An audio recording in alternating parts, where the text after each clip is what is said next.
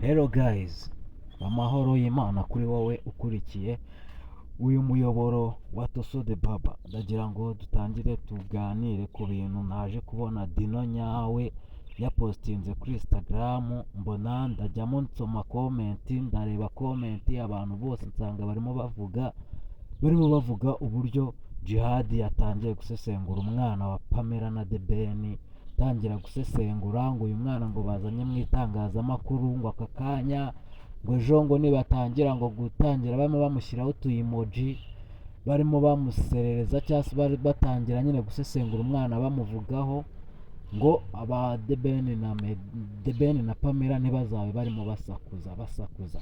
Ariko koko nibyo ibyo Jihad yavuze nibyo koko, nanjye niko mbyemera. Ndabizi ko hano hanze haba hari abantu baba bari update, ejo wajya kubona ukabona umwana batangiye kumusesengura, batangiye kuvuga.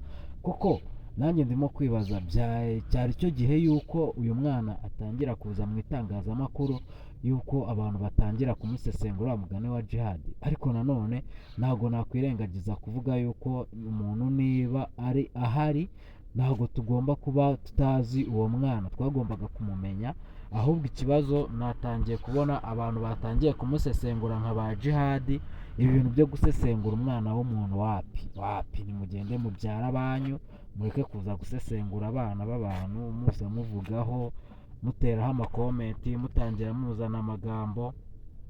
ntabwo ibintu ntabwo byaba ari sawa. Ikintu cyo tugomba kumenya ni uko tugomba kumenya yuko niba umuntu yabashije kuba yakwibaruka nk'umwana, umuntu yaba afite nk'umwana, ni ibintu byo kwishimirwa. Ntabwo yabura kumushyira hanze ngo abantu bamubone. Kamemo agomba kumushyira hanze abantu bakamubona. Ahubwo njye ndumva umuntu uzaza agasesengura, agatangira kuvuga ku muntu, agatangira kwinjira mu muryango w'umuntu, niwe uzaba afite ikibazo. Niwe uzaba afite ikibazo uwo muntu. Niba Jihad yararimo avuga ati aba bantu bashyize hanze aka kaziranenge, hari igihe ejo bundi ngo bagiye gutangira, abantu bagatangira bakagashyiraho ama-emoji, bakavugaho ibintu biri aho bakazana.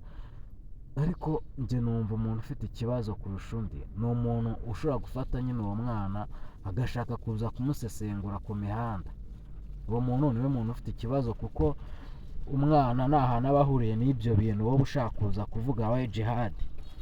Ibintu watangiye uzana mu bantu ushaka kuza ko abantu basesengura umuntu, byo wapi, nta hantu aba ahuriye nabyo. Tujye duca akenge, tube abantu bakuru, tureke kuvuga ku bintu bitarimo kutureba, tureke kuvuga ku bintu bitadufitiye umumaro.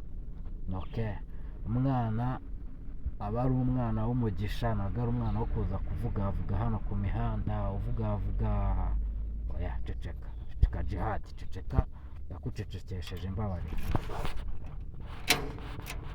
Go pressure killing by your phone, killing by your phone, killing by your phone, pressure killing by your phone, killing by your phone.